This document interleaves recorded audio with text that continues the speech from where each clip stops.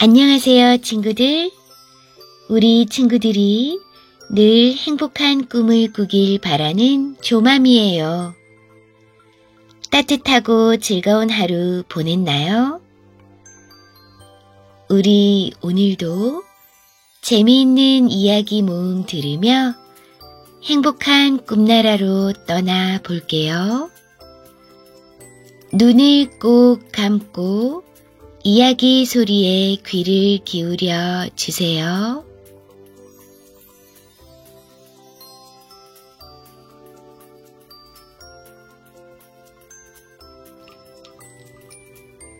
산타 할아버지의 구멍난 양말. 눈이 포슬포슬 내리는 크리스마스 이브에 조지는 아주 멋진 계획을 세웠어요. 바로 산타 할아버지에게 크리스마스 선물을 주는 거예요. 조지는 뚝딱뚝딱 썰매를 만들었어요. 산타 할아버지에게 줄 선물도 예쁘게 포장했어요. 가방을 휙 메고 모자를 꾹 눌러 쓰고 털양말 몇 켤레도 썰매에 착착 실었지요.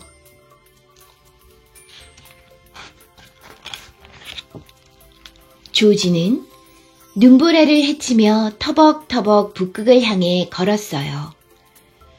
그러다가 그만 길을 잃고 말았어요. 그때 저 멀리 그림자처럼 흐릿한 무언가가 보였어요. 산타 할아버지일까요?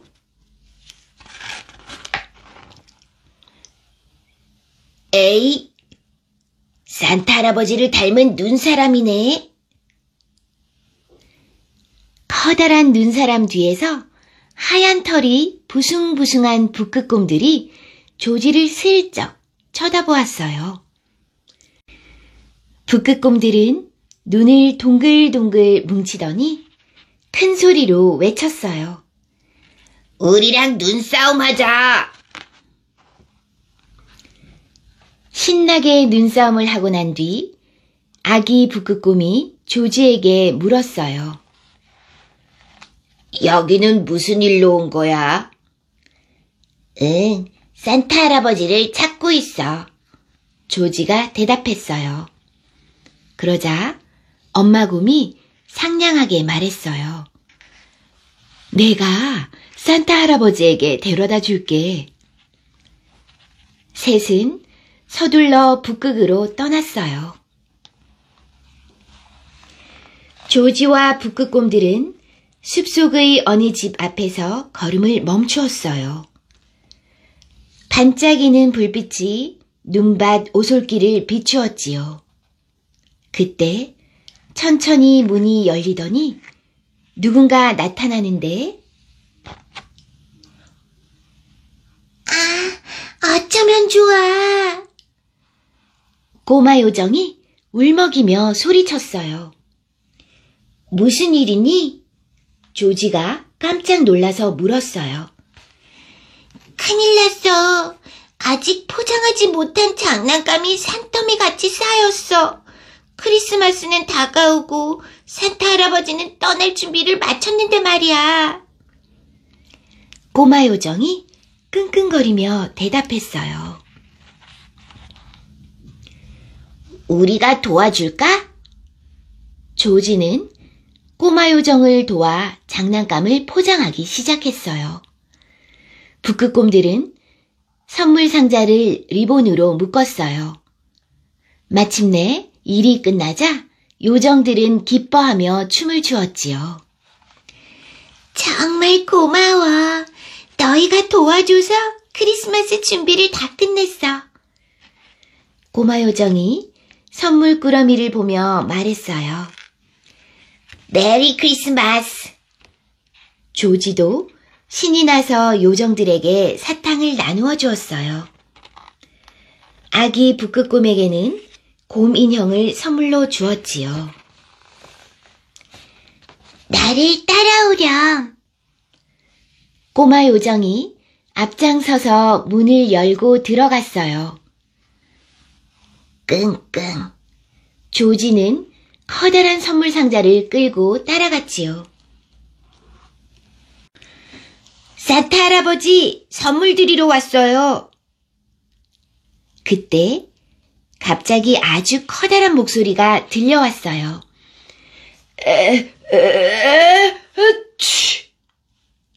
우와, 루돌프잖아. 조지가 소리쳤어요. 감기에 걸려서 코가 빨갛게 빛나지 않아. 산타 할아버지가 오늘 밤 나에게 썰매를 끌라고 하셨는데 말이야. 빛이 없으면 길이 하나도 보이지 않을 거야. 루돌프가 걱정스러운 얼굴로 말했어요. 걱정 마. 이 전등 모자만 있으면 길이 훤히 보일 거야. 조지가 싱긋 웃으며 선물을 내밀었어요. 그때 술록들이 조지가 가져온 상자에서 선물을 마구 꺼냈어요. 조지는 어쩔 줄 몰라 우두커니 바라만 보았지요. 산타 할아버지한테 줄 선물인데 다시 선물을 가지러 돌아가야 하나? 조지는 가방을 메고 모자를 썼어요. 바로 그때 무슨 소리가 들려왔어요. 허허허허허허허. 산타 할아버지, 선물을 드리려고 가져왔는데 다른 친구들에게 다 나누어주고 말았어요. 그게 바로 크리스마스란다. 누구에게든 선물을 나누어주는 날이지. 산타 할아버지가 흐뭇해하며 말했어요. 산타 할아버지는 선물을 나누어 주러 갈 채비를 했어요. 눈보라 속을 달리려면 따뜻하게 입어야 해. 의자에 앉아 양말도 신었어요. 그런데 구멍난 양말 밖으로 발가락이 쑥 나왔어요. 이러다가는 발이 꽁꽁 얼겠는데. 산타 할아버지가 한숨을 쉬었어요. 그때 조지에게 아주 좋은 생각이 떠올랐어요. 조지는 가방을 뒤적이더니 마지막 남은 선물을 꺼냈어요. 할아버지, 이 양말은 어떠세요? 산타 할아버지는 조지에게 고마워하며 따뜻한 양말을 신었어요. 그러고는 썰매에 올라 크게 외쳤지요. 조지, 크리스마스 이브야. 나와 함께 온 세상에 장난감을 나눠주러 갈까? 엄청나게 놀라운 일이 많을 거란다. 조지는 썰매에 올랐어요. 요정들은 선물 자루를 휙휙 날랐고요. 루돌프는 조지가 준 전등을 환하게 켰지요. 그리고 다 함께 하늘로 휙 날아올랐어요. 별이 반짝반짝 빛나는 신비로운 밤이었지요.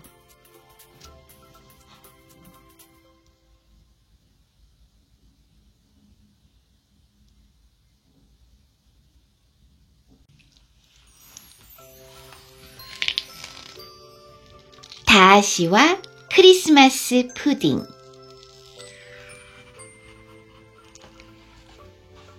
다시는 생각했어요. 크리스마스는 한 해 중 가장 멋진 날이야.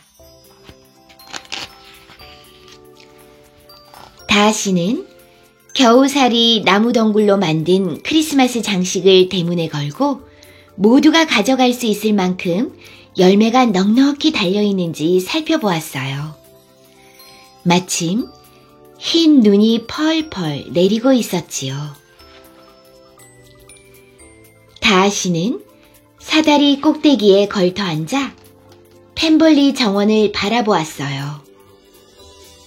헛간 뒤에서 오들오들 떨고 있는 콜린스가 보였지요. 콜린스는 눈을 반짝이며 무언가를 뚫어지게 쳐다보고 있었어요. 다하시가 뒤뚱뒤뚱 달려가 보니 콜린스의 앞발에 마리아가 붙잡혀 있었지요. 다하시는 가까스로 마리아를 구해냈지요. 이글이글 타오르는 난로불이 다하시 멋진 집을 환하게 밝혀주었어요. 오늘은 펜벌리 정원의 특별한 날이에요. 다하시는 마리아와 함께 부엌으로 들어갔어요. 밀가루, 건포도, 흑설탕, 계피가루, 푸딩 재료가 모두 있는지 살펴보았어요. 그새 콜린스는 잊혀졌지요. 크리스마스 푸딩을 만들기 위해 캐롤라인, 빙글리, 리지의 언니와 동생들까지 모두 찾아왔어요. 모두 바쁘게 그릇과 숟가락들을 찾고 있는데 시끄럽게 창문을 박박 긁는 소리가 들렸어요.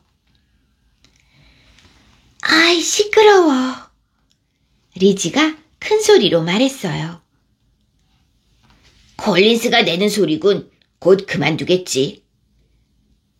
다시가 거드름을 피우며 말했어요. 리지가 창문으로 달려가자 빙글리와 캐롤라인도 쪼르르 찾아왔어요. 어머나, 콜린스가 너무 추워 보여요. 안으로 초대하면 안 될까요?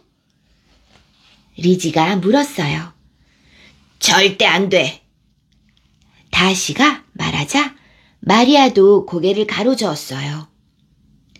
다시는 창문 쪽으로 뒤뚱뒤뚱 걸어가 아예 커튼을 닫아버리기까지 했어요. 모두들 반죽을 섞기 위해 두 팔을 걷어붙였어요. 맛있기로 소문난 다시 크리스마스 푸딩을 만들기 위해서였지요. 모두 나무 숟가락을 쥐고 눈을 지그시 감은 다음 반죽을 시계 방향으로 둥글게 섞었어요. 마음속으로 소원 비는 것 잊지 마. 마리아가 반죽을 섞기 시작한 리지에게 찍찍대며 말했어요. 리지는 콜린스가 있는 밖을 내다보았지요. 다시가 한숨을 쉬며 말했어요.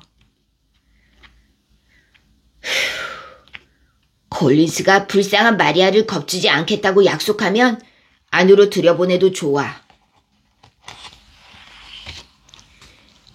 리지는 밖으로 나가 콜린스를 따뜻한 집 안으로 불러들였어요. 약속한 대로 콜린스는 정말 상냥하게 굴었지요. 절대 마리아에게 으르렁대지 않았어요.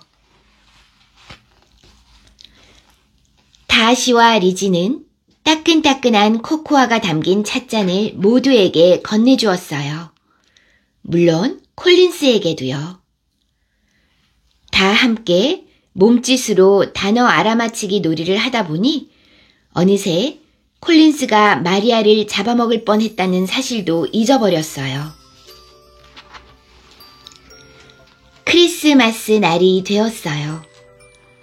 다시 집에 모두가 다시 모여 맛있는 크리스마스 푸딩을 나누어 먹었어요. 파티를 마치고 빙글리와 캐롤라인이 콜린스를 집으로 데려갔어요.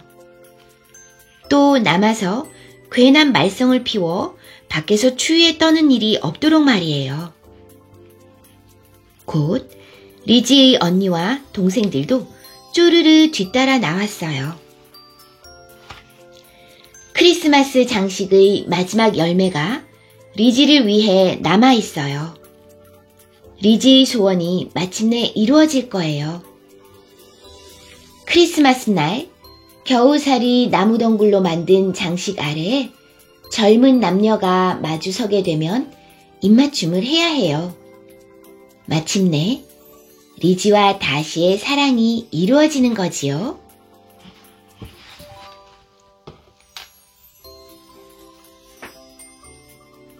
영국에서는 크리스마스 푸딩을 만드는 날을 Star of Sunday라고 불러요. 크리스마스를 5주 앞둔 일요일 맛있는 푸딩 냄새가 온 집안을 가득 채우면 크리스마스 분위기가 나기 시작해요. 아이들과 가족들 모두 푸딩 반죽을 휘저으며 소원을 빈답니다.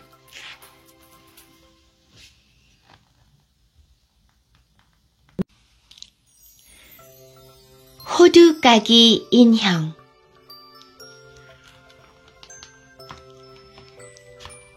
크리스마스를 하루 앞둔 밤이에요.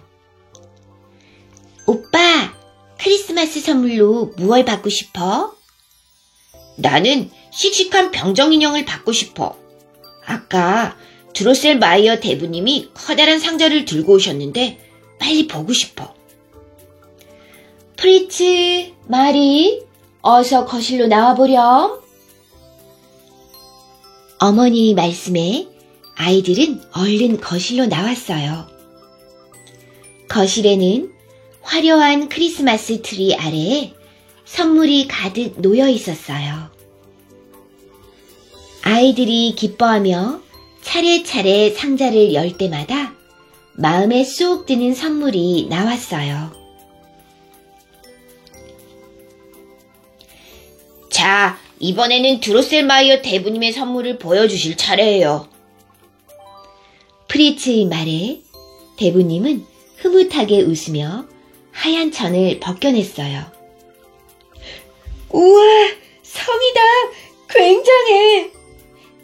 오빠, 이 인형은 어떻고 정말 귀여워. 이 특별한 성과 인형은 솜씨 좋은 드로셀 마이어 대부님이 직접 만든 것이었어요. 그런데 대부님, 이 인형은 뭐예요? 꼭 병정처럼 생겼는데? 커다란 머리에 입을 쩍 벌리고 있는 이상한 인형을 보고 마리가 물었어요. 이건 호두까기 인형이란다. 이렇게 망토를 잡아당기면 인형의 입이 열리지. 입에다 호두를 넣고 다시 망토를 놓는 거야.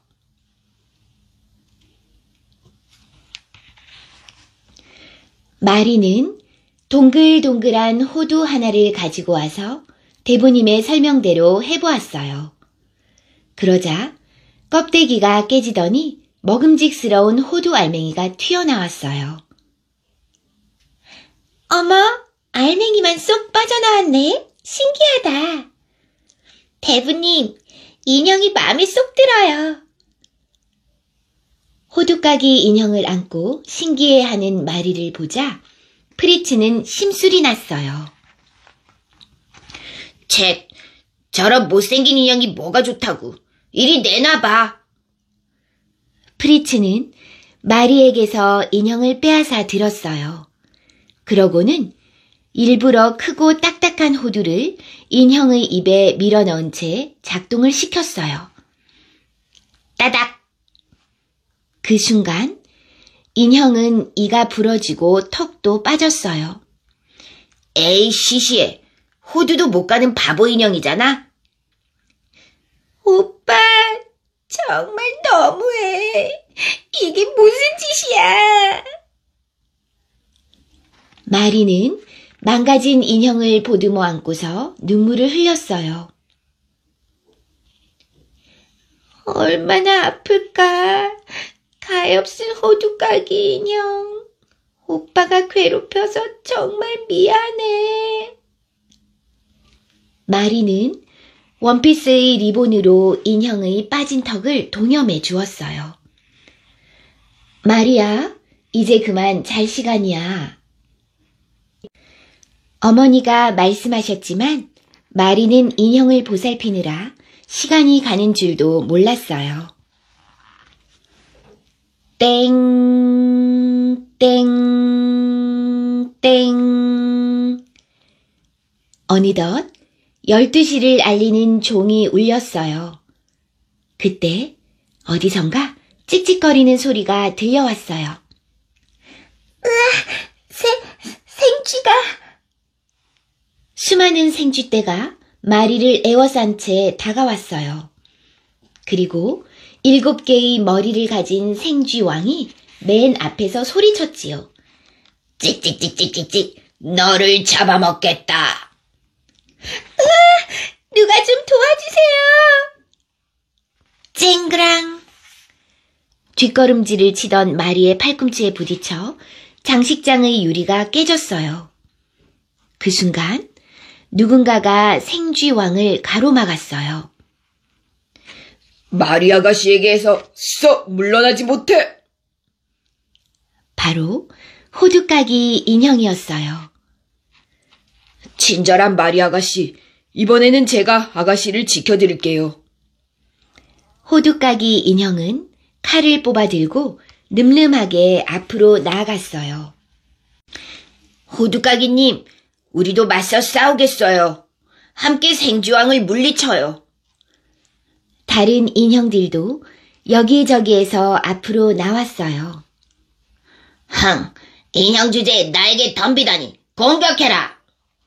생쥐왕의 명령에 생쥐들은 일제히 공격을 시작했어요. 인형들도 질세라 사탕대포를 쏘았어요. 생쥐들은 곧 끈적끈적한 사탕 때문에 움직이기 힘들어졌어요. 물러서지 말고 공격해라! 생쥐들은 다시 힘을 내어 날카로운 이빨로 인형들을 공격했어요. 힘이 빠진 인형들은 하나 둘 쓰러졌어요. 결국 호두까기 인형만 혼자 남게 되었지요. 히히히히, 모두 쓰러지고 홀로 남은 기분이 어떠냐? 너도 곧 없애주지. 생쥐왕은 포위당한 호두까기 인형에게 칼을 겨누었어요. 그때였어요. 호두까기 인형을 괴롭히지 마! 마음이 다급해진 마리가 실내화를 벗어 있는 힘껏 생쥐왕을 향해 던졌어요. 그러자 놀란 생쥐들이 뿔뿔이 흩어져 달아나기 시작했어요. 생쥐들은 찍찍거리며 숨을 곳을 찾아 달렸지요. 도망가는 생쥐들 모습에 긴장이 풀린 마리는 그만 정신을 잃고 그 자리에 쓰러졌어요. 잠에서 깬 마리는 침대 위에 누워 있었어요. 마리야, 정신이 드니? 넌 어젯밤에 장식장 유리에 팔을 다쳤단다. 엄마, 호두까기 인형은 무사한가요? 마리야, 그게 무슨 소리니? 그러자 문병을 온 드로셀마이어 대부님이 마리에게 말했어요. 자, 여기 호두까기 인형을 고쳐왔단다. 아무래도 너에게 호두까기 인형의 비밀에 대해 이야기해 주어야겠구나. 어느 나라에 햄을 무척이나 좋아하는 임금님이 있었단다. 임금님의 성에는 생쥐 여왕과 7마리 왕자 생쥐들도 함께 살고 있었지. 그런데 어느 날 먹성 좋은 왕좌 생쥐들이 임금님의 식사에 내놓을 햄을 먹어버렸어. 식탁에 햄이 너무 적은 것을 본 임금님은 몹시 화가 났지. 뭐, 생쥐가 햄을 먹어버렸다고? 화가 난 임금님은 왕자 생쥐들을 잡아 모두 없애버렸어. 그러자 생쥐 여왕은 아들들의 원수를 갚기 위해 임금님의 딸인 피를리파트 공주에게 저주를 걸었단다. 아름다웠던 공주의 얼굴은 금세 흉측하게 변해버렸지. 임금님은 슬퍼하며 점쟁이를 불렀어. 제발 공주에게 걸린 저주를 풀어주게나.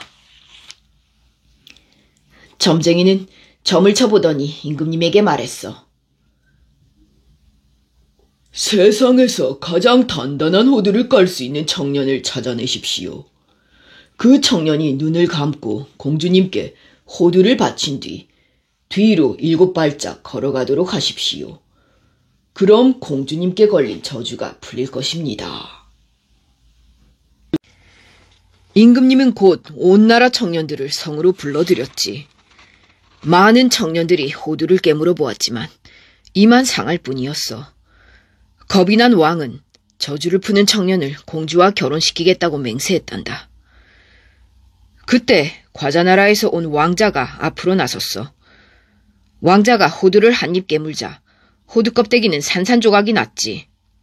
왕자는 눈을 감고 공주에게 호두를 건넨 뒤 한 발짝 한 발짝 뒤로 물러났어.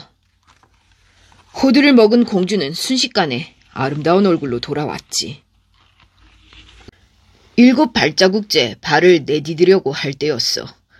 어디선가 갑자기 생쥐 여왕이 나타난 거야. 왕자는 생쥐 여왕을 보지 못하고 그만 밟고 말았지.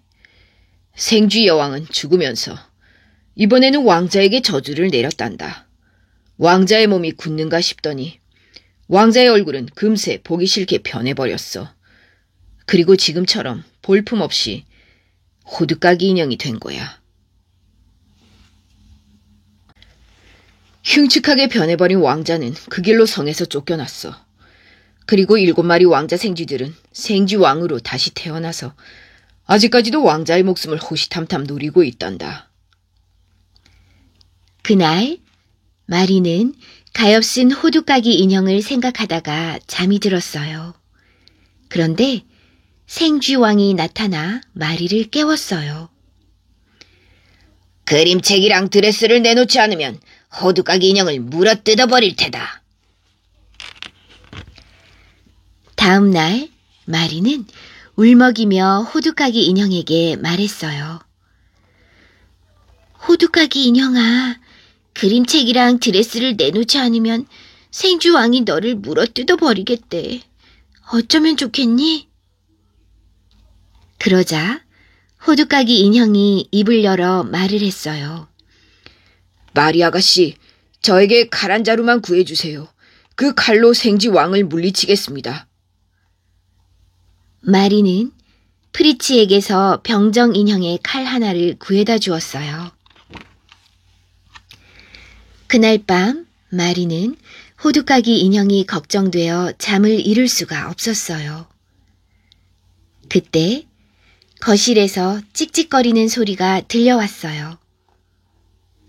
아, 생쥐왕이 또 나타났다.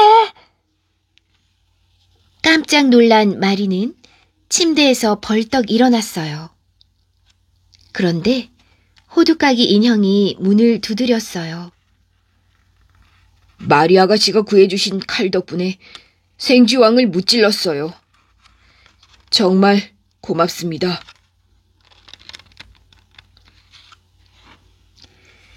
기뻐하는 마리에게 호두까기 인형이 말했어요.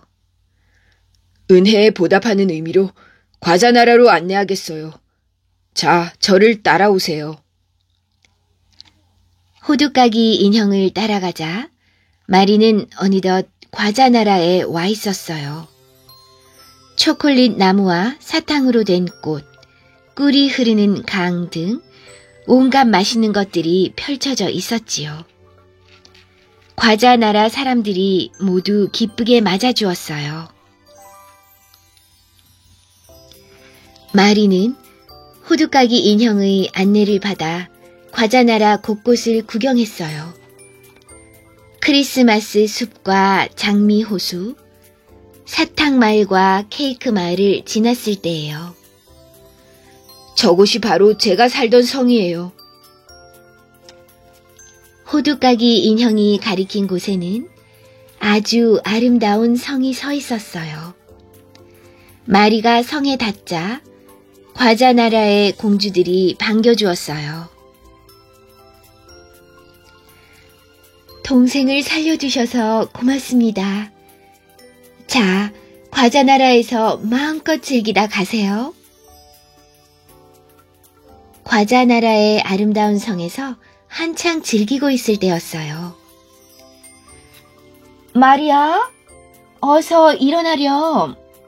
벌써 아침이 한참 지났어?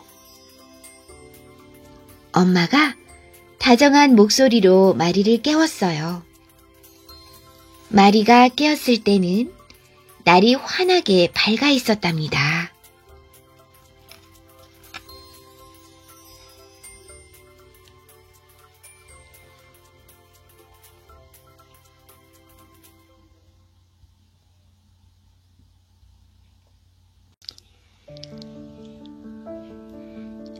눈의 여왕. 첫 번째 이야기. 깨진 거울. 옛날에 못된 악마가 살았는데 하루는 아주 이상한 거울을 만들었어요. 원래 거울은 있는 그대로를 보여주는 거잖아요. 그런데 악마가 만든 거울은 희한하게도 좋은 것은 흉하게 보여주고 나쁜 것만 크게 비추어 주었답니다. 그래서 거울에 비친 세상에는 나쁜 것만 가득했어요. 악마들은 신이 나서 거울을 들고 여기저기 돌아다니며 설쳐댔어요. 그러다 그만 높은 하늘에서 거울을 놓치고 말았어요. 쨍그랑! 산산조각 거울은 곳곳으로 흩어져 사람들 눈에 박혔어요. 눈에 거울 조각이 박힌 사람들은 모든 것을 삐딱하게 보았답니다. 두 번째 이야기. 남자아이와 여자아이. 카이와 겔다는 이웃에 사는 친한 친구였어요. 두 집 다락방 창문이 마주보고 있어서 마음만 먹으면 언제든지 넘나들 수 있었지요. 둘은 여름이 되면 장미넝쿨 아래에서 놀았어요. 하지만 추운 겨울이 되면 방에서만 지내야 했답니다. 심심한 아이들은 뜨겁게 데운 동전을 유리창에 대며 놀았어요. 그러면 유리창에 동전 크기만큼 얼음이 녹아 밖이 내다보였어요. 눈보라가 사납게 휘몰아치던 어느 겨울밤이었어요. 카이는 창가 의자에 앉아 밖을 내다보고 있었어요.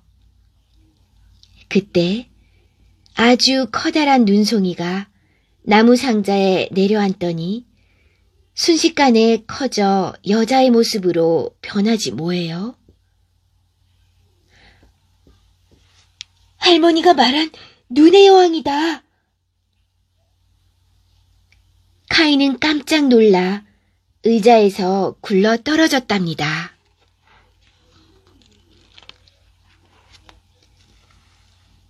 여름이 찾아왔어요. 카이와 겔다는 반짝이는 햇살과 장미 향기 그윽한 꽃밭에서 즐거운 시간을 보냈답니다.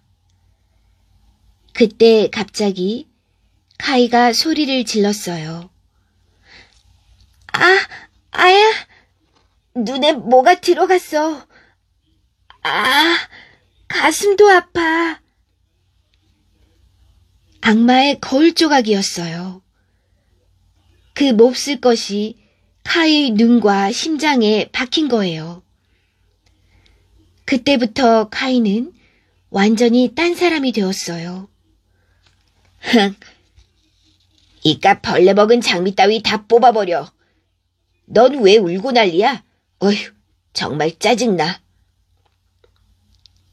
심지어 카이는 할머니 말씀에 톡톡 끼어들어 말대답하고 지나가는 사람들을 흉내내거나 놀려댔답니다. 카이는 겨울이 되어도 여전히 삐딱했어요. 겔다, 그딴 놀이는 너나 해. 난 광장에 썰매 타러 갈 거야. 카이가 썰매를 타고 있는데 눈부신 썰매 한 대가 다가왔어요. 카이는 재빨리 그 썰매 뒤에 자신의 썰매를 묶었지요. 눈부신 썰매가 달리자 카이의 썰매도 신나게 나아갔답니다. 그런데 이를 어쩌지요? 눈부신 썰매의 주인이 뒤를 돌아보았는데 바로 눈의 여왕이지 뭐예요? 카이는 무서워서 주기도문을 외우려 했지만 입에서는 구구단만 흘러나왔어요. 눈의 여왕은 썰매를 멈추고 말했어요. 신나게 달렸지? 이런 춥니? 떨고 있구나. 이리 오려무나. 눈의 여왕이 카이의 이마에 입을 맞추자 카이의 심장은 얼어붙었어요. 눈의 여왕이 다시 한번 입을 맞추자 카이는 할머니도 겔다도 모두 잊어버렸어요.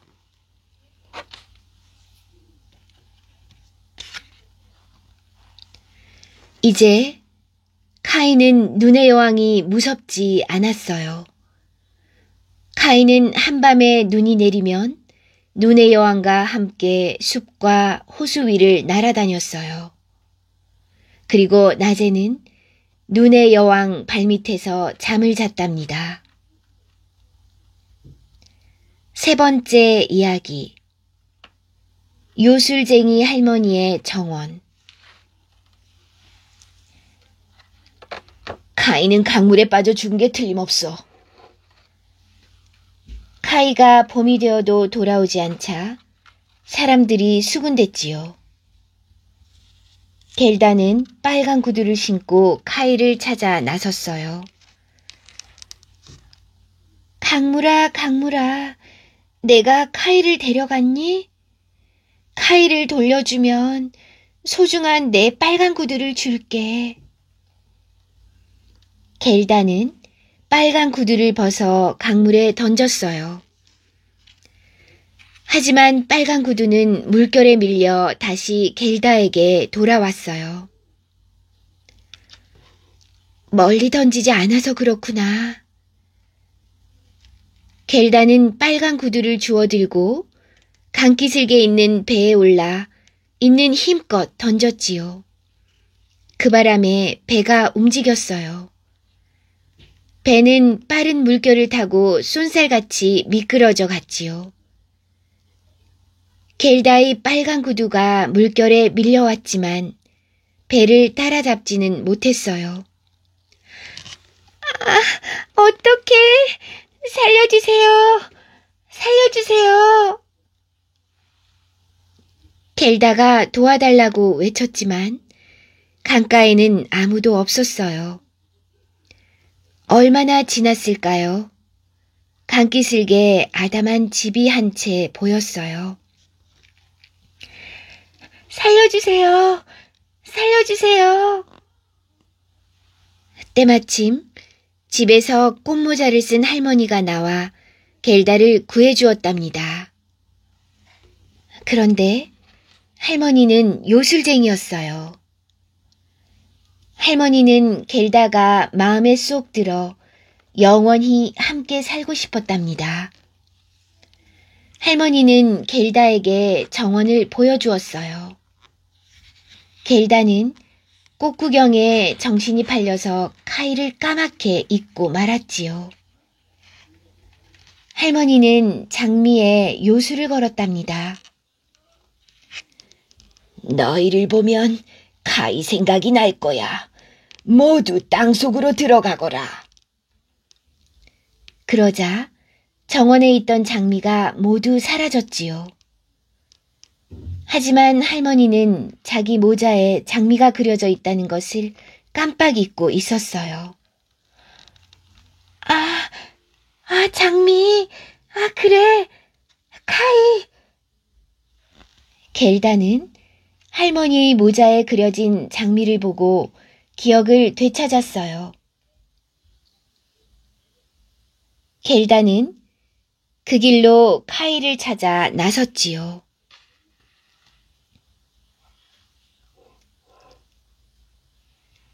네 번째 이야기. 공주와 왕자. 할머니의 정원을 벗어나자 세상은 온통 가을이었어요. 춥고 지친 겔다는 잠시 앉아서 숨을 돌렸지요. 그때 까마귀가 다가와 말했어요. 안녕. 혼자서 어딜 가니? 겔다는 그동안 있었던 일을 모두 이야기했지요. 그럼 그 아이가 가일지도 모르겠군. 까마귀의 말에 겔다는 기뻐서 펄쩍 뛰었어요. 정말이야? 카이를 봤어? 지금 어디에 있는데? 잠깐만, 내 말은 가일지도 모르는 아이를 봤다는 거야. 까마귀는 궁궐에 사는 여자친구에게서 들은 이야기를 차근차근 해주었어요.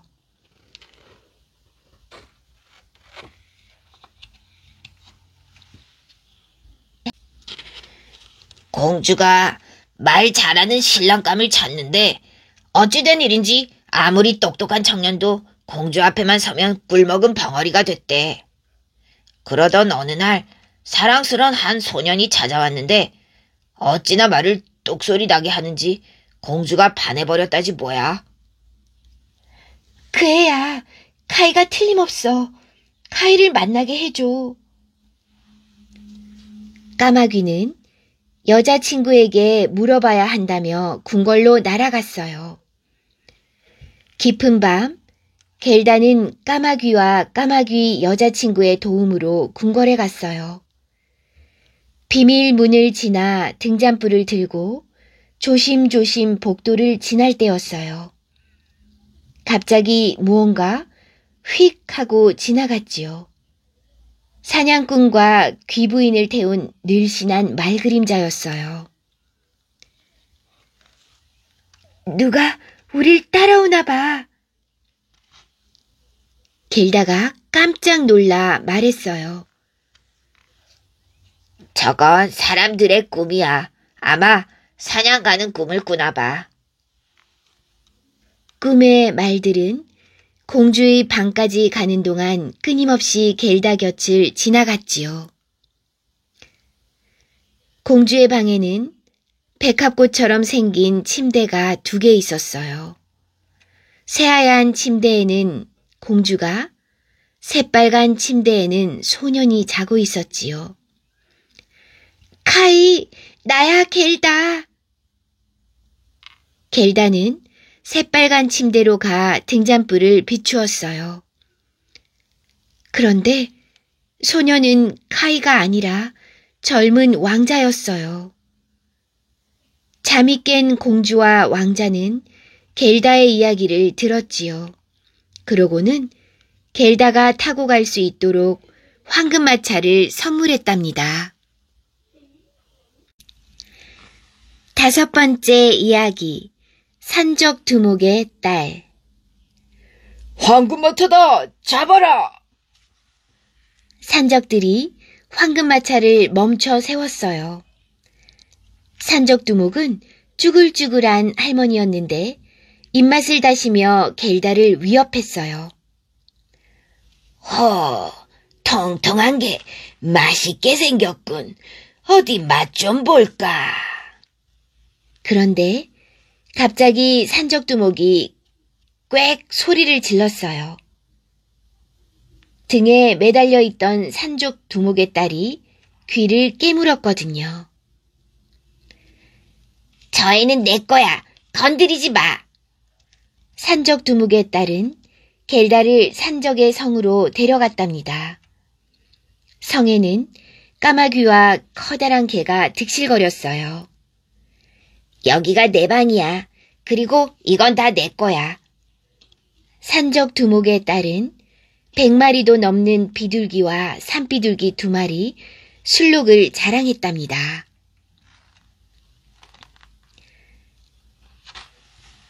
자, 이제 내 이야기를 해봐. 넌 누구지? 겔다가 이야기를 시작했어요.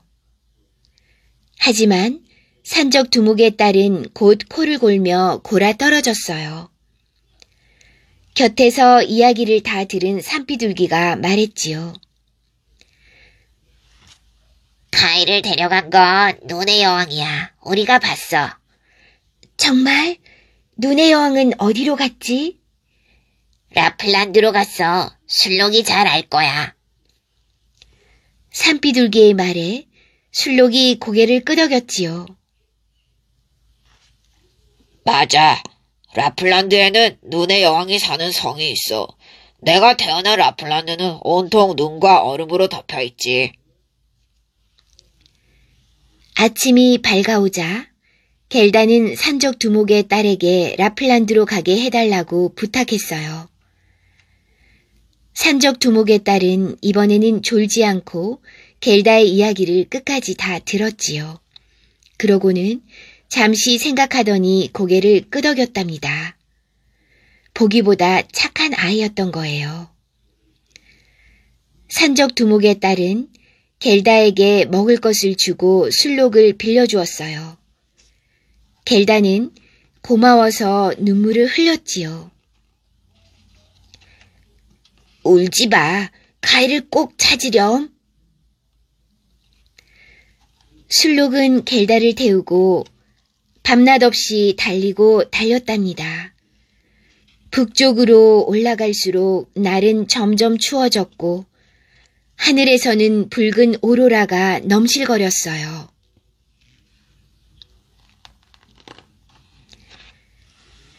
여섯 번째 이야기. 라플란드 할머니와 핀란드 여자. 라플란드의 다다른 술록은 라플란드 할머니를 찾아갔어요. 눈의 여왕은 여기 말고 핀란드에 산단다. 핀란드는 여기서 좀 더 가야 한단다. 여기 말린 생선에 글을 적어줄 테니 핀란드 여자에게 보여주렴. 너희를 도와줄 거야. 겔다와 술록은 몇 날 며칠을 달려 핀란드에 이르렀어요. 그런데 핀란드 여자는 생선에 적힌 글을 읽기만 할 뿐 아무 말도 하지 않았어요. 보다 못한 술록이 말했지요. 제발 눈의 여왕을 물리치고 카이를 구하게 도와주세요. 어떻게 해야 겔다가 눈의 여왕을 이길 수 있나요? 그러자 핀란드 여자가 술록의 귀에 대고 속삭였어요. 겔다는 나보다 훨씬 더 큰 힘을 지니고 있단다. 겔다를 만난 사람과 동물이 모두 겔다를 돕고 있잖니.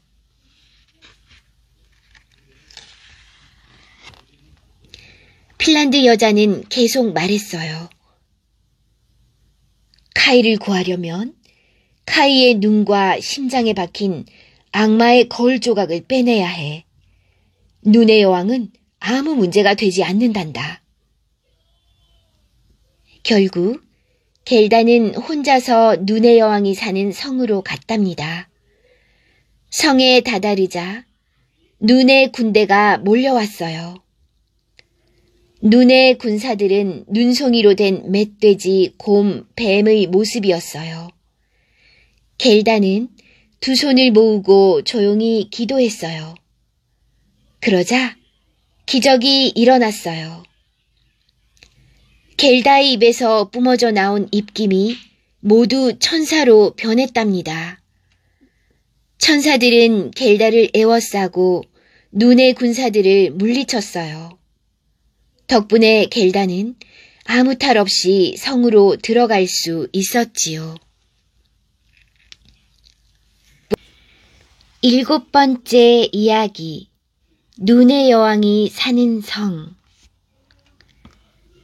눈과 얼음으로 지은 성은 쓸쓸하기 짝이 없었어요.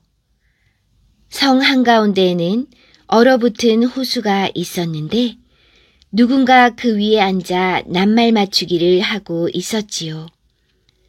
바로 카이였어요. 그런데 이상하게도 카이는 영원이라는 낱말을 맞출 수가 없었어요. 카이, 나야, 겔다. 널 찾아 얼마나 헤맸는지 몰라. 겔다는 기뻐서 외쳤지만 카이는 겔다를 알아보지 못했어요. 겔다는 너무 슬퍼서 울음을 터뜨렸지요. 그때 겔다의 눈물이 카이의 가슴에 떨어졌답니다. 그러자 놀라운 일이 벌어졌어요. 뜨거운 눈물이 카이의 심장에 파고들어 얼음을 녹이고 거울 조각까지 삼켜버린 거예요.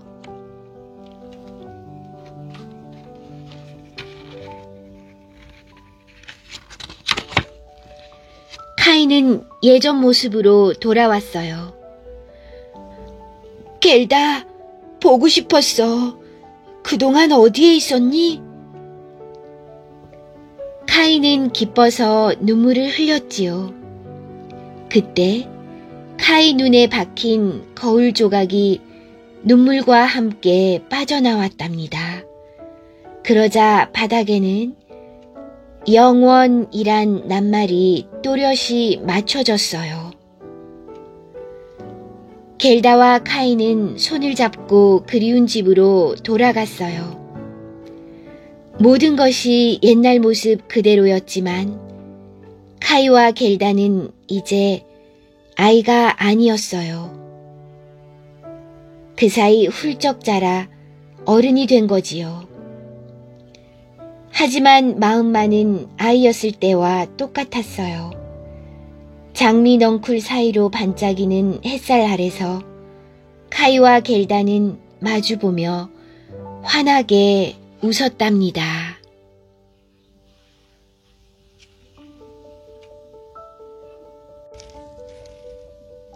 파랑새. 글 마테를링크. 어느 가난한 나무꾼의 집에 틸틸과 미틸이라는 사이좋은 남매가 있었어요. 오빠, 저 크리스마스 트리 좀 봐. 정말 예쁘다. 옆집 창문을 바라보며 미틸이 부러워하는 목소리로 말했어요.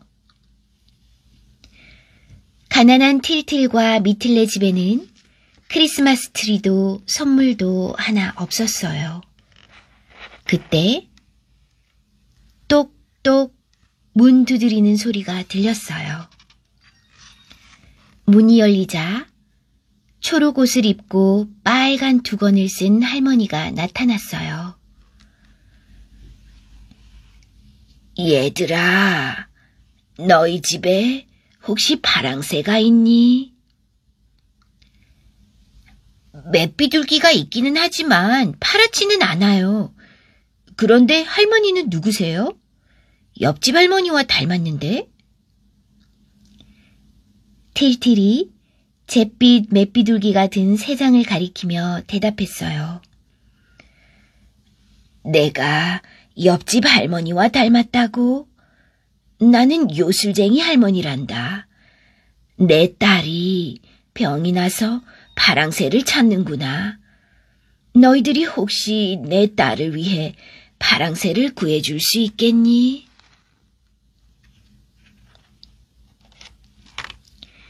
네, 구해다 드릴게요. 그런데 도대체 어디에 가서 파랑새를 찾지요? 그러자 할머니는 다이아몬드가 박힌 마법의 모자를 틸틸에게 건네주었어요. 내가 함께 가지는 못하지만 대신 이 모자를 주마. 모자를 쓰고 다이아몬드를 왼쪽으로 돌려보렴. 전에 보지 못했던 것들을 보게 될 거야. 틸틸이 다이아몬드를 돌리자 찬란한 빛이 온 방으로 퍼져나왔어요. 그러자 빛 속에서 빵과 우유의 요정, 막대 사탕의 요정이 나타나 신나게 뛰어다녔어요. 개와 고양이도 어느새 멋지게 차려입고서 말을 했지요. 틸틸, 미틸, 반가워. 우와, 개와 고양이가 말을 하네? 마지막으로 램프 속에서 아름다운 빛의 요정이 나타났어요. 자, 그럼 다 함께 파랑새를 찾아다오. 할머니가 인자하게 웃으며 말했지요. 틸틸과 미틸은 집을 나와 안개 낀 숲속으로 걸어갔어요. 추억의 나라라고 쓰여있는 표지판을 따라가자 작은 오두막이 나타났어요. 그리고 오래전에 돌아가신 할아버지와 할머니가 아이들을 반겨주었어요. 얘들아, 잘 왔다. 너희들이 오기만 손꼽아 기다리고 있었단다. 할아버지와 할머니는 아이들을 꼭 껴안아 주었지요. 그때 어디선가 새소리가 들려왔어요. 야, 파랑새다. 파랑새가 여기 있었구나. 틸틸이 이곳까지 온 사정을 이야기하자 할아버지는 파랑새를 선물로 주며 말했어요. 언제든지 다시 만나러 오렴. 우리는 언제나 너희들의 마음속에 있으니까 말이야. 틸틸과 미틸은 새장을 안고 길을 나섰어요. 그런데 집에 돌아오는 길에 보니 파랑새는 검은색으로 변해 있었어요. 틸틸과 미틸은 실망했지만 다시 파랑새를 찾아보기로 했어요. 이번에는 밤의 궁전에 가보자. 그런데 아이들이 밤의 궁전으로 떠난 후 집에서는 한바탕 소동이 벌어졌어요. 야옹! 파랑새를 찾으면 우리는 원래대로 돌아가게 돼. 그러면 다시 사람들에게 구박을 받으며 살게 될 거야. 고양이가 요정들을 모아놓고 입을 열었어요. 하지만 틸틸과 미틸은 우리에게 친절히 대해주었는걸. 개도 말했어요. 틸틸과 미틸도 파랑새를 찾고 나면 변할 거야. 난 아이들이 파랑새를 못 찾게 회방을 놓겠어. 고양이는 그렇게 말하고 집을 뛰쳐나갔어요. 아이들이 걱정되는데. 안 되겠어. 나도 따라가야지. 개도 고양이를 따라 나섰지요. 고양이는 틸틸과 미틸보다 먼저 밤의 궁전으로 도착했어요. 고양이는 재빨리 밤의 여왕에게 갔어요. 뭐라? 빛의 요정이 보낸 아이들이 온다고? 빛을 싫어하는 밤의 여왕은 화가 났어요. 그때 아무것도 모르는 틸틸과 미틸이 나타났지요. 여왕님, 안녕하세요. 우리는 파랑새를 찾으러 왔어요. 밤의 여왕은 냉정하게 거절했어요. 쓸데없는 소리 말고 어서 돌아가려무나. 우리는 파랑새가 꼭 필요해요. 궁전에 파랑새가 있는지 제발 찾아보게 해주세요. 그럼 어느 문이든 다 열 수 있는 열쇠를 주마. 하지만 무시무시한 것들을 만나더라도 난 모른다. 틸틸은 여왕에게서 열쇠를 건네받았어요. 궁전 안에는 여러 개의 방이 있었어요. 미틸, 이 문을 열어보자.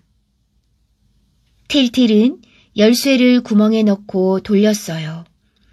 그 순간 무시무시하게 생긴 유령들이 방에서 튀어나왔어요. 으악! 어서 도망쳐! 다른 방을 열어봐도 나오는 것은 병과 전쟁처럼 무서운 것들 뿐이었지요. 마침내 아이들은 궁전의 가장 깊숙한 곳에 있는 방까지 왔어요. 그곳은 바로 꿈의 정원이었어요. 아름다운 꽃들로 가득한 정원 위로 파랑새들이 달빛 속을 자유롭게 날아다니고 있었지요. 우와, 정말 아름다워. 틸틸과 미틸이 파랑새들을 품에 가득 안고 정원을 나오자 빛의 요정이 기다리고 있었어요. 빛의 요정님, 파랑새를 찾았어요. 그런데 파랑새는 어느새 모두 죽어 있었어요. 아이들이 그만 울음을 터뜨리자 빛의 요정이 위로하며 말했어요. 이 새는 가짜예요. 진짜 파랑새는 햇빛 속에서도 살 수 있답니다. 자, 이번에는 숲으로 가봐요. 하지만 이번에도 고양이가 한 발 빨랐어요. 나무 요정님, 큰일 났어요. 나무를 괴롭히는 나무꾼의 아이들이 파랑새를 찾으러 와요. 뭐? 나무꾼의 아이들이라고?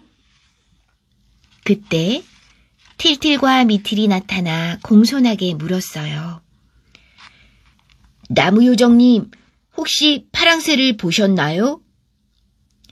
하지만 나무 요정들은 커다란 몸을 흔들며 화를 냈어요. 너희 아빠가 우리를 못살게 굴었지? 너희에게는 파랑새를 내줄 수 없다. 나뭇가지에 앉아있던 파랑새는 나무 요정이 움직이자 그만 날아가 버렸지요. 숲속에 사는 무서운 짐승들까지 나타나 틸틸과 미틸에게 덤벼들었어요. 허둥지둥 달아나는 틸틸과 미틸 앞에 빛의 요정이 나타났어요. 어서 다이아몬드를 돌려요. 틸틸이 얼른 다이아몬드를 돌리자 숲은 원래대로 돌아왔어요. 파랑새는 이 세상에 없나 봐요. 미틸의 말에 빛의 요정은 고개를 저었어요. 파랑새는 틀림없이 있어요. 쉽게 찾을 수 없을 뿐이지요. 자, 그럼 이제 행복의 궁전으로 가봐요. 행복의 궁전은 몹시 화려하게 장식되어 있었어요. 우와, 음식이 산더미처럼 쌓여 있어. 여기는 사치의 방이에요. 다들 행복한 듯이 보여도 사실은 그렇지가 않아요. 저 음식을 입에 대면 해야 할 일을 잊고 게으름뱅이가 되고 말거든요. 그 말에 아이들은 먹고 싶은 것을 꾹 참았어요. 아, 더 이상 못 참겠어. 개가 식탁으로 막 뛰어들려고 했어요. 틸틸, 다이아몬드를 돌려요. 다이아몬드를 돌리자 사치의 방은 순식간에 사라지고 아름다운 정원이 나타났어요. 이곳이야말로 진정한 행복의 궁전이었지요. 행복의 요정들이 정원에서 뛰놀고 있다가 아이들을 알아보고 다가왔어요. 틸틸, 미틸, 어머, 우리를 어떻게 알고 있니? 미틸이 깜짝 놀라 물었어요. 왜냐하면 우리는 늘 너희들의 집에 있거든. 요정들이 까르르 웃었지요. 그래, 우리는 늘 너희들 가까이에 있단다. 그때 행복의 요정들 속에서 어머니가 나타났어요. 엄마, 보고 싶었어요. 엄마. 틸틸과 미틸은 달려가서 어머니의 품에 안겼어요. 그런데 엄마, 평소 모습하고 달라 보여요. 옷도 아주 예쁘고요. 어떻게 된 거예요? 아름다운 어머니를 보고 미틸이 물었어요. 이게 진짜 내 모습이란다. 너희가 씩씩하게 자랄 때마다 엄마는 점점 더 예뻐지는 거란다. 말을 마친 어머니는 곧 사라져 버렸어요. 엄마, 가지 마세요. 틸틸과 미틸이 울상을 짓자 빛의 요정이 말했어요. 집에 돌아가서 다시 엄마를 만나면 그때 꼭 껴안아 드리세요. 자, 이제 다시 파랑새를 찾으러 떠나요. 빛의 요정이 이끄는 대로 따라가자 저 멀리 미래의 궁전과 커다란 배가 보였어요. 눈부신 빛이 미래의 궁전에서 퍼져나오고 있었지요. 미래의 궁전에는 파란 옷을 입은 아기들이 수없이 많았어요. 이 아기들은 아직 세상에 태어나지 않았어요. 이곳에서 태어날 날을 기다리고 있지요. 아기들은 저마다 세상에 나가 하고 싶은 일들을 신이 나서 이야기했어요. 나는 수학 선생님이 될 거야. 나는 발명가가 될 거야. 그때 시간의 할아버지가 큰 소리로 외치며 배의 출발을 알렸어요. 오늘 태어날 아기들아, 어서 준비하거라. 아기들이 세상을 향해 떠날 시간이 된 거예요. 그때 주위를 둘러보던 시간의 할아버지가 아이들을 발견했어요. 너희는 누구냐? 파랗지 않은 녀석들이 어떻게 여기에 왔지? 할아버지는 무서운 얼굴로 성큼성큼 다가왔어요. 틸틸, 어서 달아나요. 요정이 황급히 말했어요. 하지만 파랑새를 못 찾았는걸요? 시간의 할아버지에게 잡히면 안 돼요. 빨리 다이아몬드를 돌려요. 틸틸이 발을 동동 구르며 다이아몬드를 돌리자 환한 빛이 주위를 감쌌어요. 우리 잠꾸러기들아, 어서 일어나렴. 어머니의 목소리에 틸틸과 미틸은 잠을 깼어요. 엄마. 엄마. 어떻게 된 거지? 주위를 살펴보니 모든 것이 그대로였어요. 엄마, 우리는 파랑새를 찾아 곳곳을 여행했어요. 하지만 파랑새는 어디에도 없었어요. 어젯밤에 무척 신나는 꿈을 꿨나 보구나. 그때 미틸이 놀란 목소리로 외쳤어요. 오빠, 저것 좀 봐.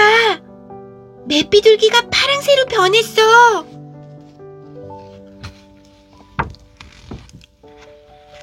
틸틸과 미틸은 그만 눈이 휘둥그레졌어요. 우와, 드디어 파랑새를 찾았어. 파랑새는 바로 우리 집에 있었던 거야. 그때 마침 옆집 할머니가 오셨어요. 할머니는 꿈속에서 봤던 모습 그대로였지요. 할머니, 이 파랑새를 따님에게 주세요. 고맙구나.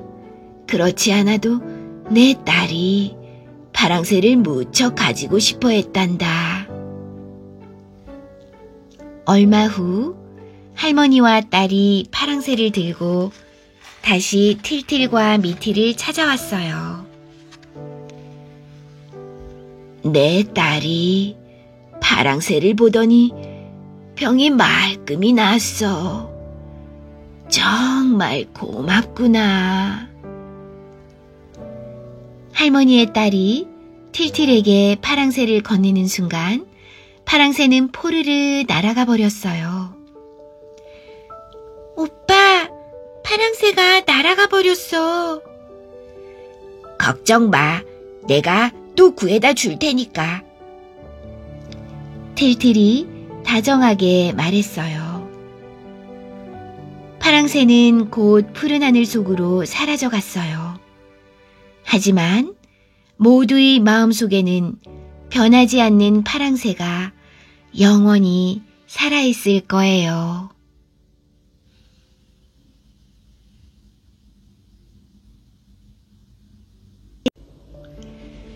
성냥팔이 소녀, 원작 안데르센. 한 해의 마지막 밤이에요. 한방눈이 펑펑 내리는 추운 거리에서 한 소녀가 사람들에게 성냥을 팔고 있었어요. 성냥 사세요. 성냥 사세요. 그러나 모두들 어깨를 잔뜩 움츠린 채 소녀 곁을 급히 지나쳐 갔어요. 아주머니, 성냥 좀 사주세요. 성냥은 우리 집에도 많이 있단다. 눈은 점점 더 많이 내리기 시작했어요. 찬바람도 점점 심해졌어요. 아, 추워라. 빨리 집에 가고 싶다. 하지만 이 성냥을 못 팔고 그냥 집에 가면 아버지한테 매를 맞을 텐데. 소녀는 추위로 빨갛게 언 손을 호호 불면서 종종 걸음을 쳤어요. 성냥 사세요. 제발 성냥 좀 사주세요. 하지만 아무도 소녀의 성냥을 사주지 않았어요. 소녀는 하루 종일 아무것도 먹지 못해서 몹시 배가 고팠어요. 거리의 집집마다 맛있는 음식 냄새가 솔솔 풍겨나왔어요. 아, 달콤한 냄새. 성냥을 어서 팔고 집에 가야지. 이러다가는 밤새 집에 못 갈 것 같아. 소녀는 다시 모자도 외투도 없이 걷기 시작했어요. 소녀가 신은 신발은 소녀의 발보다 너무 커 보였어요. 저쪽에 사람들이 더 많은 것 같아. 소녀가 큰 길을 막 건너려고 할 때였어요. 갑자기 건너편에서 커다란 마차 2대가 빠른 속도로 달려왔어요. 어머나! 소녀는 허둥대며 마차를 피했어요. 그런데 서둘러 길을 건너면서 그만 신발이 벗겨져 없어지고 말았어요. 아, 이를 어쩌면 좋아? 엄마가 유일하게 남겨주신 신발인데. 소녀는 엄마의 소중한 신발을 찾아 맨발로 돌아다녔어요. 꽁꽁 언 손으로 눈을 헤쳐보기도 했지요.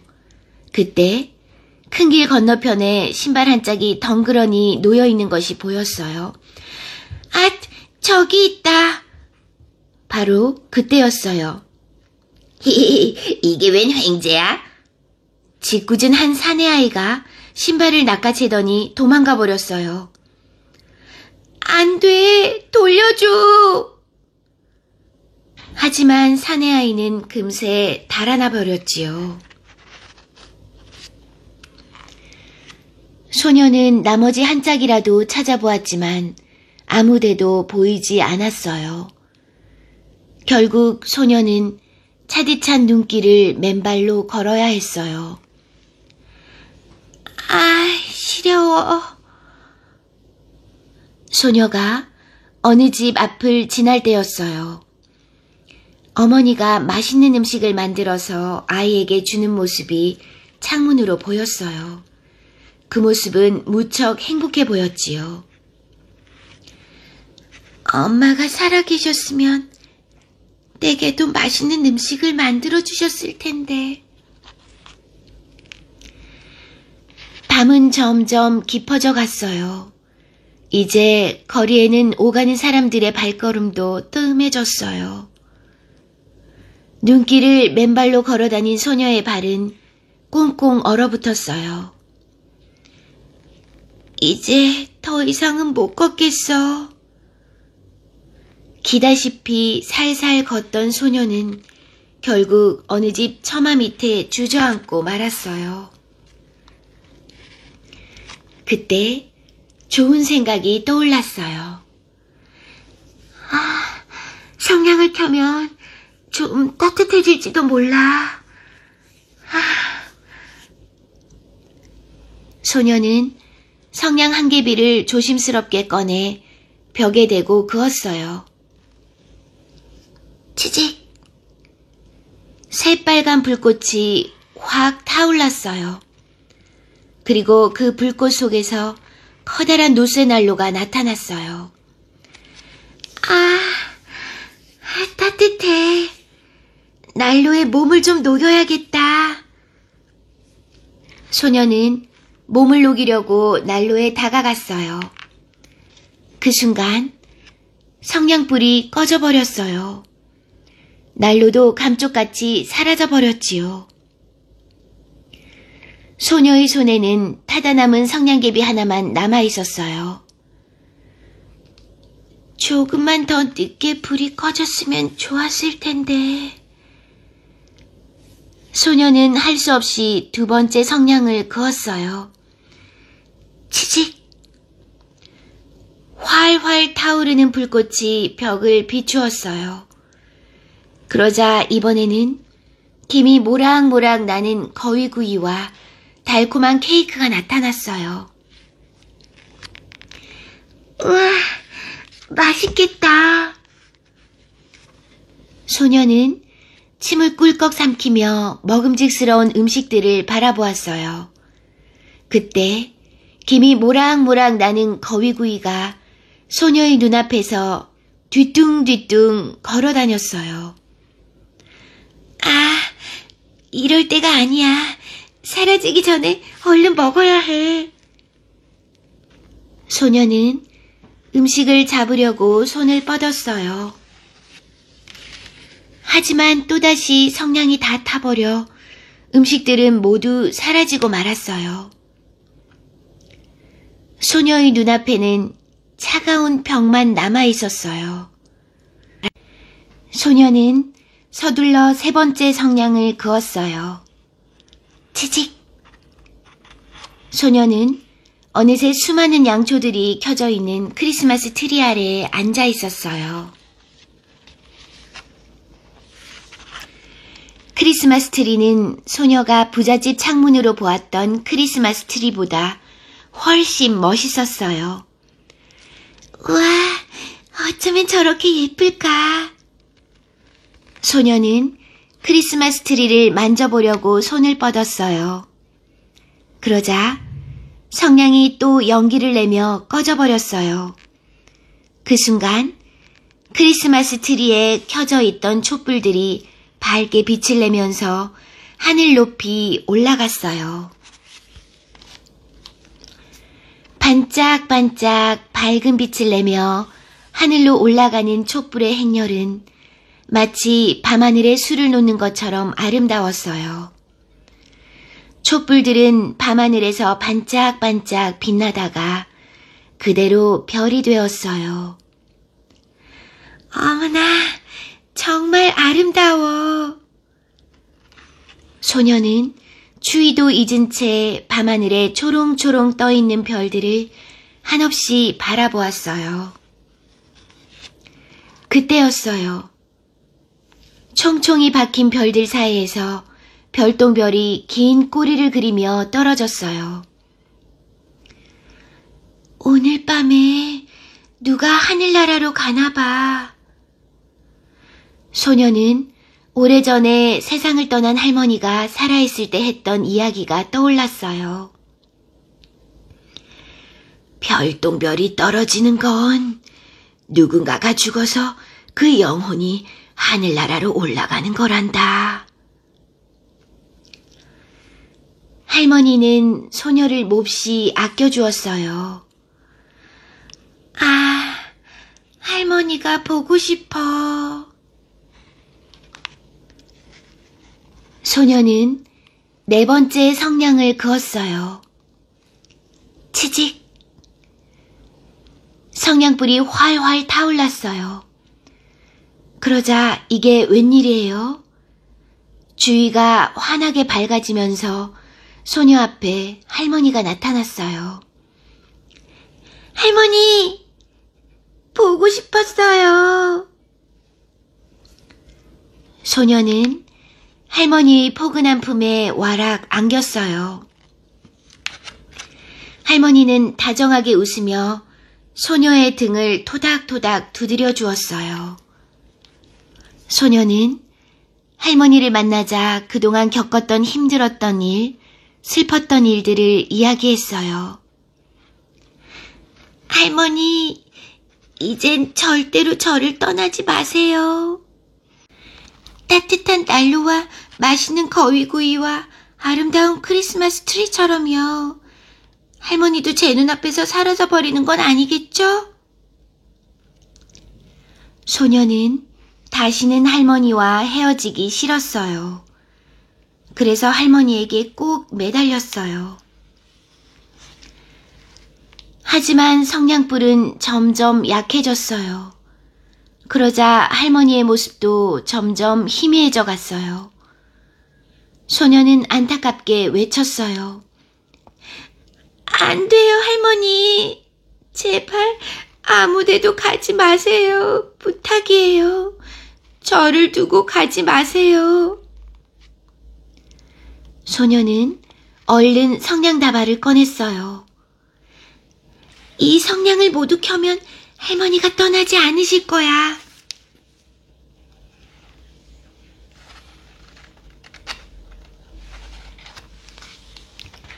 소녀는 남아있는 성냥다발에 모두 불을 붙였어요.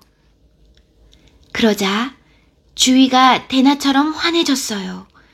그리고 할머니의 모습도 다시 또렷해졌어요. 아, 사랑하는 할머니, 이제부터 꼭 제 곁에 있어주세요. 더 이상은 외톨이가 되기 싫어요. 할머니는 소녀가 너무 불쌍해서 꼭 껴안아 주었어요. 그때 밤하늘에 밝은 빛 한 줄기가 내비쳤어요. 소녀는 할머니에게 안긴 채 그 빛을 따라 하늘 높이 올라갔어요. 할머니, 우리가 어디로 가는 거예요? 할머니는 빙긋 웃으며 대답했어요. 천국으로 가는 거란다. 천국은 어떤 곳인데요? 천국은 봄날처럼 따뜻해서 언제나 꽃이 피고 새들이 지저귀며 돌아다닌단다. 맛있는 음식도 언제든지 마음껏 먹을 수 있지. 그리고 지금 엄마가 천국에서 너를 손꼽아 기다리고 있단다. 이제 예전처럼 다 함께 즐겁게 살자꾸나. 앞으로 2번 다시는 헤어지는 일은 없을 거야. 소녀는 할머니의 말에 무척 행복했어요. 소녀는 하늘나라에 올라 밤하늘의 별이 되었어요.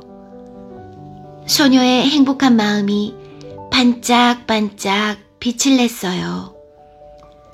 다음 날 새해의 태양이 막 나올 때였어요.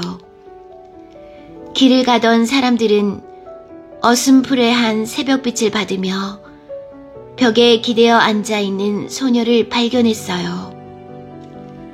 살포시 눈을 감은 소녀는 마치 잠이 들어있는 것 같았어요. 소녀의 볼은 창백했지만 입가에는 미소를 짓고 있었지요.